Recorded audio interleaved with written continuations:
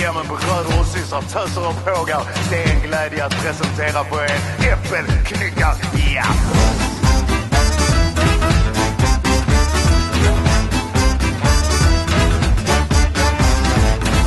Grännen är hack i häla, påstår att jag känt från en sepelträd.